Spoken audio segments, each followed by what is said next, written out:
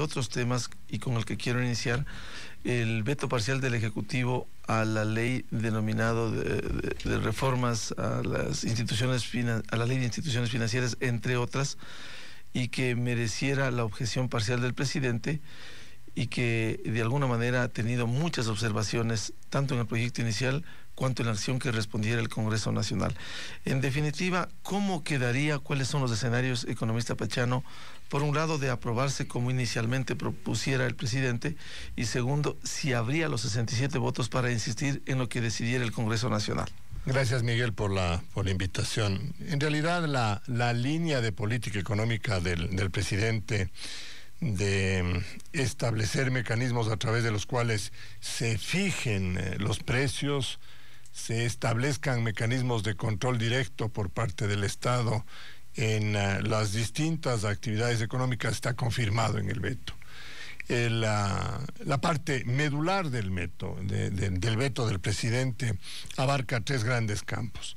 El campo del manejo de la liquidez de los bancos, sobre el cual sigue manteniendo la misma tesis de que sea la Junta Bancaria la que determine las políticas de inversión de la liquidez de los bancos, el porcentaje de liquidez que hay que colocarlo en un fondo de inversión común o de liquidez común, con lo cual se distorsiona, se desnaturaliza, se pone realmente en riesgo el concepto básico del manejo unitario de responsabilidad de las instituciones financieras, porque en este caso serían las instituciones responsables del dinero entregado por los depositantes, pero el Estado, en cambio, sería el que decide en qué invertir y qué porcentaje invertir. Si bien en la norma se prohíbe la inversión en papeles del Estado, en bonos del Estado y en papeles públicos, ahí queda abierta la posibilidad de que mantenga el Estado la facultad para señalar a qué sectores económicos se les puede o se les debe prestar. De tal manera que el tema de la liquidez, que es, yo diría, el seguro más importante que tiene el sistema financiero dentro de la dolarización para con sus depositantes, sigue en la cuerda de la discusión política. No aceptó el presidente la propuesta del Parlamento, que es una propuesta, creo yo, equilibrada, mediante la cual el fondo de liquidez sería administrado por los propios miembros del sistema financiero, bajo una coordinación con la Junta Bancaria y bajo la determinación de los porcentajes por parte de las propias instituciones financieras. De tal manera que ese punto central de equilibrio que encontró el Congreso Nacional está nuevamente en el veto tomado con la posición original del presidente de la República. Los otros dos capítulos tienen que ver con tasas de interés y con comisiones por los servicios. Las propuestas que estaban en discusión en el Congreso eran unas propuestas, yo diría, no tan competitivas, no tan transparentes, no tan lógicas o adecuadas. Yo tengo una serie de observaciones sobre la conveniencia de ellas, pero el presidente rechaza los puntos de vista del Congreso y trata de oponer en el veto su punto de vista, mediante el cual el directorio del Banco Central, en el caso de las tasas de interés, y la Junta Bancaria, en el caso de las comisiones por servicios, fijarían las tasas de interés y las comisiones. Al inicio se tomaría un promedio del mercado, pero luego las atribuciones de determinación de tasas de interés serían, o de comisiones bancarias, estarían administradas por estos organismos del Estado. ¿En base a qué? Simplemente al criterio que estas organizaciones tengan sobre el comportamiento del mercado monetario. Ya sabemos, ya tenemos una historia larga en el Ecuador de que cuando se producen este tipo de acciones para fijar precios, para controlar precios, lo que se provoca es simplemente una desarticulación del mercado, el aparecimiento de mercados negros, de mercados paralelos, de sistemas absolutamente oscuros, inmorales, antiéticos, porque normalmente la regulación del Estado es una regulación que no contempla todas las realidades de los mercados y, más que nada, elimina el concepto de competencia. con las disposiciones expresadas por el gobierno nacional, ya no hay sentido de competencia. Ya no tiene ninguna validez hablar de que estamos en un mercado competitivo, porque como las autoridades van a fijar la tasa de interés y las comisiones, no importa que una institución sea eficiente o sea ineficiente, sea una institución trabaje con responsabilidad o trabaje sin responsabilidad. Dará igual. Dará igual, porque además, como las entidades del Estado van a fijar las tasas de interés, el riesgo de cada operación no va a estar vinculada con la tasa de interés, con lo cual quien asume la responsabilidad en el fondo de las cosas que puedan ocurrir en el sistema financiero son el Banco Central en el un caso y la Junta Bancaria en el otro. Es decir, regresamos a una época de los años 70 aproximadamente, cuando el Ecuador era una economía en ebullición, si es que podemos ponerlo, pero cerrada, cuando el mundo no estaba globalizado, cuando los sistemas financieros no estaban integrados entre sí dentro de las corrientes de movimientos de capitales mundiales, de tal manera que es un retroceso impresionante en términos conceptuales y en términos históricos, y que nos lleva a la aplicación de prácticas absolutamente contrarias a las que se requieren para ser eficientes, para ofrecer servicios de calidad.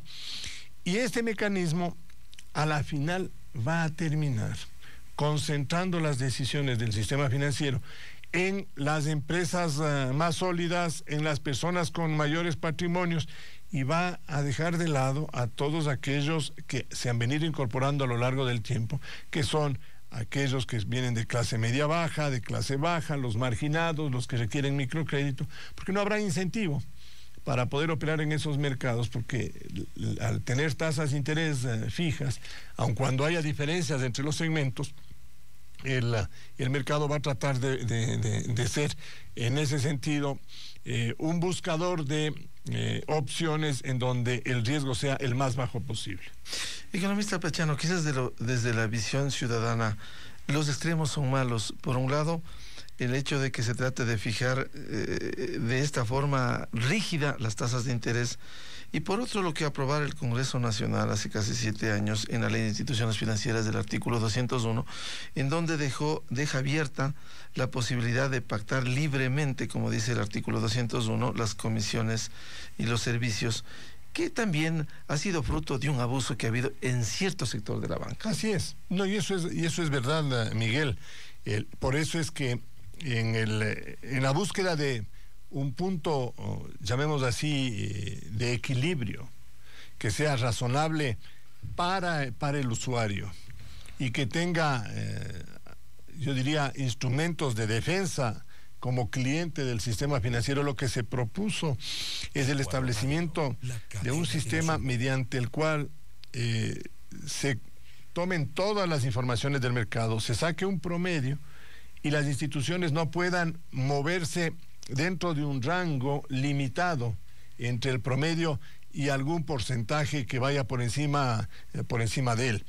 Lamentablemente, en el veto del presidente eso desaparece.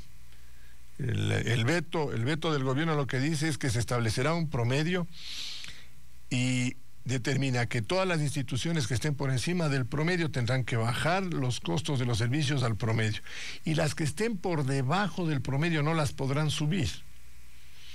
Eso es inconstitucional, es trato discriminatorio. Exactamente igual ocurre en las tasas de interés. ¿Qué es lo que va a suceder? Ya en términos prácticos, que como los que han sido más eficientes en el mercado, que estaban cobrando los servicios más bajos o que tenían las tasas más bajas, como no pueden subir, en el futuro nadie va a bajar las tasas, porque sabe que al bajar las tasas va a ser sancionado por la ley. Entonces, este es un mecanismo perverso en contra del interés del cliente. Y es un mecanismo tan inequitativo, tan discriminatorio, que es inconstitucional.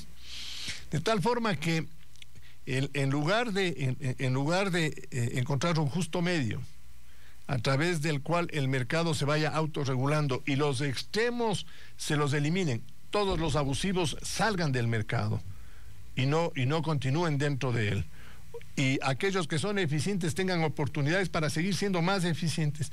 Esa posición ha sido eliminada por la versión del presidente. Entonces, creo que hemos entrado ahora más bien en un campo de fijación absoluta que puede reproducirse mañana para cualquier otro tipo de actividad, porque esta fórmula establecida para el sistema financiero puede ser reproducida simplemente para hablar para el precio del arroz, para el precio del azúcar, para el precio de los jabones, para el precio de los detergentes, para lo que se nos ocurra. Porque el momento en que no le convenga al gobierno que haya una variación de precios, lo que va a decir es entro a intervenir en el mercado, se acaba la competencia y aquí simplemente el Estado es el que determina cuáles van a ser las condiciones en las que trabaja la economía.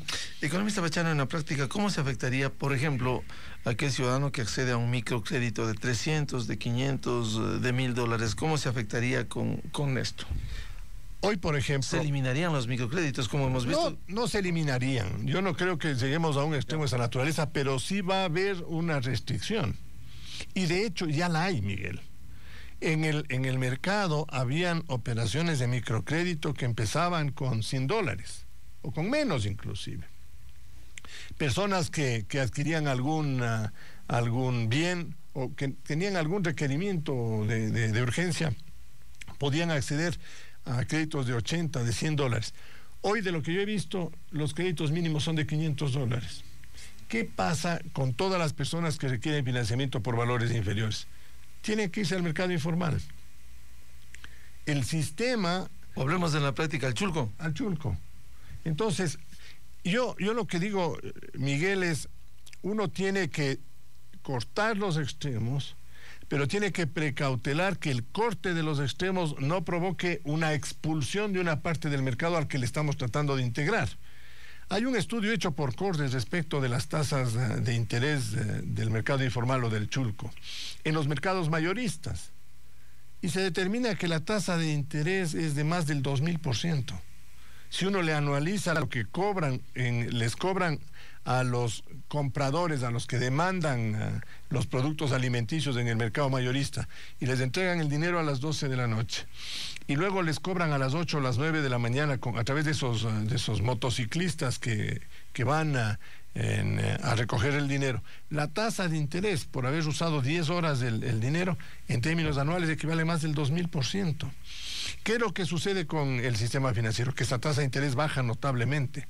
Se les formaliza a esas personas y obviamente repercute en el costo de los alimentos, porque si esas personas no pagan el 2000% de interés y van a pagar una tasa de interés inferior, indiscutiblemente que el precio, por ponerlo así, de las lechugas, de los tomates, de los huevos, de la carne, va a bajar, porque se le está reduciendo. Pero si les volvemos a expulsar al mercado informal o al chulco, obviamente vamos a tener un impacto en los precios de manera indirecta.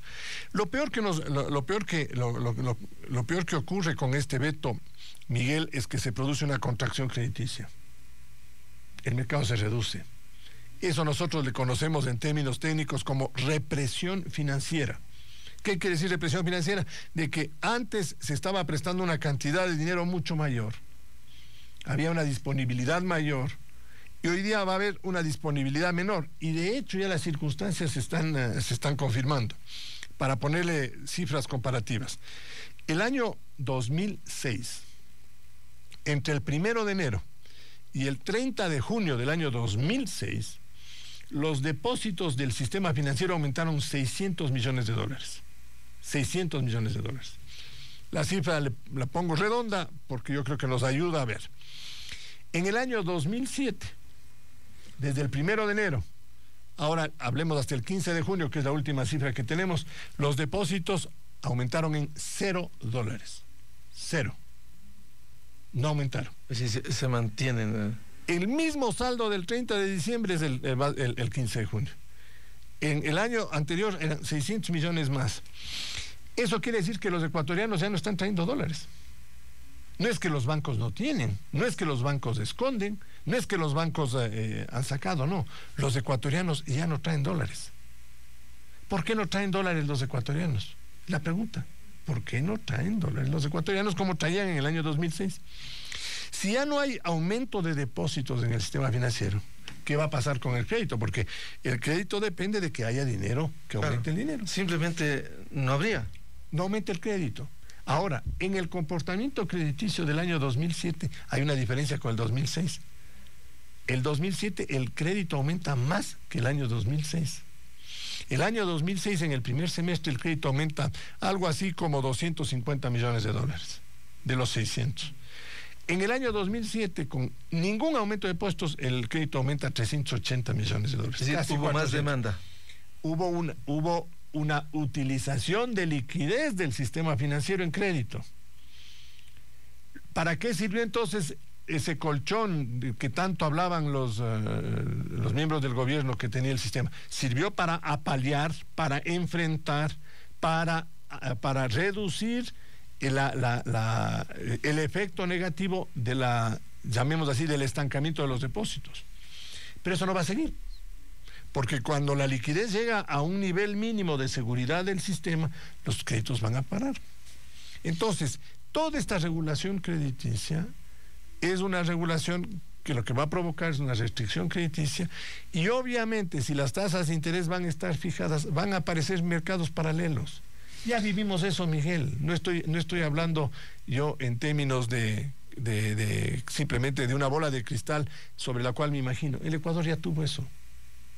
Y de eso salimos. Estamos queriendo volver. Entonces, a mí me parece bien importante que el Congreso reflexione sobre este tema. ¿Habrán o no los 67 legisladores? No lo sé, Miguel. La pura y neta verdad, no tengo una respuesta a eso. Pero yo esperaría que en el Congreso reflexionen sobre ese tema, sobre estos tres temas: el manejo de la liquidez, el manejo de la tasa de interés y el manejo de las comisiones. Hay que regularlas a las tasas de interés y hay que regularlas a las comisiones, pero con inteligencia, con absoluta inteligencia. Economista Pachano, en esa línea, usted ha hecho el escenario especialmente del veto del Ejecutivo. ¿Qué sucedería en el escenario de que haya los 67 votos, se insista? En el caso de los bancos, cuando usted habla que tiene que haber esos cambios, ¿hasta dónde podría ir los bancos para consolidar el proceso financiero o crediticio y lograr algún tipo de flexibilización frente al usuario? Yo creo que los mecanismos del Congreso no son perfectos, Miguel. Lo que señaló de la decisión del Congreso del año 2000 con la Trole 1 y el artículo 201 es absolutamente cierto. El error del Congreso al establecer una norma de esa naturaleza fue advertido. Se le dijo al Congreso. El Congreso no hizo caso. El Congreso muchas veces actúa con un criterio político realmente muy de corto plazo, mirando lo que ocurre en ese momento y en el entorno de las relaciones políticas interpartidistas o con el gobierno, y no mira el mediano y el largo plazo. Espero que en esta ocasión no ocurra ello. Me parece que la versión del Congreso es mucho más adecuada que la versión del presidente o del gobierno. Sin embargo, la del Congreso también tiene limitaciones y dificultades. Y creo que ahí hay que trabajar con las autoridades para que precisamente se puedan controlar los excesos, se puedan corregir estas actitudes ya que se vienen dando en el mercado, para que no se expulsen a los clientes de microcréditos, sino para que se los siga incorporando al sistema en condiciones que sean razonables, en condiciones que permitan, por el un lado, financiar adecuadamente a esa persona que tiene una escala crediticia muy pequeñita, que tiene un negocio muy pequeñito, y por el otro lado, que le cubra los costos a la institución financiera, a la cooperativa, que son instituciones importantes y que están en peligro en este momento, o a los bancos de microcrédito, que también son importantes y con los cuales hay que trabajar y hay que regularlos.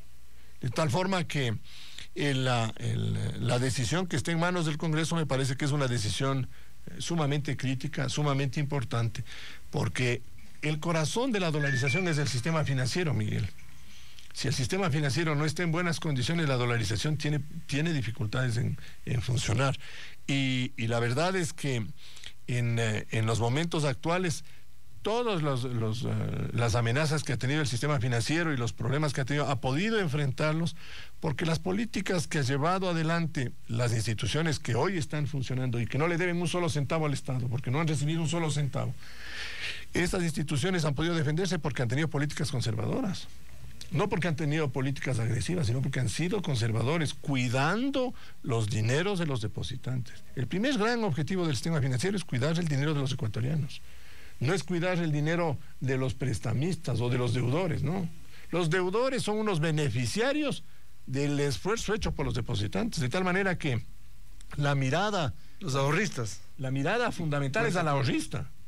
A él le debemos nosotros que en el Ecuador haya recursos para poderlos prestar. Y los deudores tienen que saber que ese dinero no es de ellos, que es dinero de otros ecuatorianos y que hay que honrarlo. Bien, al economista Abelardo Pachano Bertero, gracias la presencia aquí en Ecuador Radio y la información que nos ha proporcionado. 7:54. Muy pronto.